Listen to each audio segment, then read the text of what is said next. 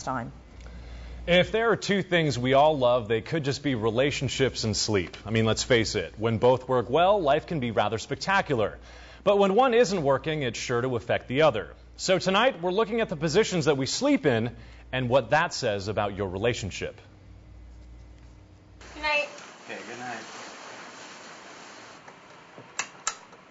Whether you're tucking in with a lifelong partner or just extending that spring fling to a summer thing, the positions we find ourselves in while under the bed sheets can tell you a lot about your loved one.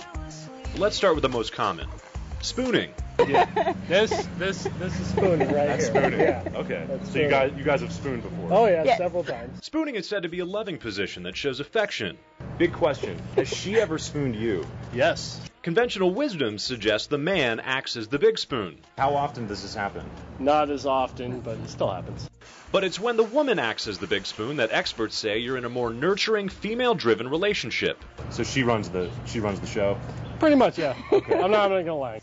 Perhaps you're finding yourself wrapped in each other's arms or sleeping face to face. Both are signs of an early relationship still in the honeymoon phase. The reason is couples crave connection from the get-go, even if it means being uncomfortable. But sleeping face to face isn't expected to last long. Knees and arms can get in the way. Also, that late-night mouthwash is going to soon wear off. Not the best compliment for a good night's sleep. Wow, it's really smoky in there. Now your backs are turned from each other. Does that ever happen? Rarely. Yeah.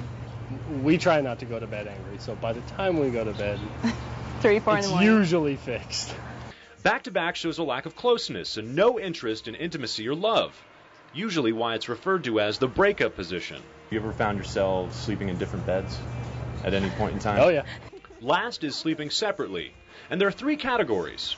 There's a big gap between the two of you. You'll sleep in the same room but use different beds. Sweetie, you coming to bed? And sleeping in separate areas.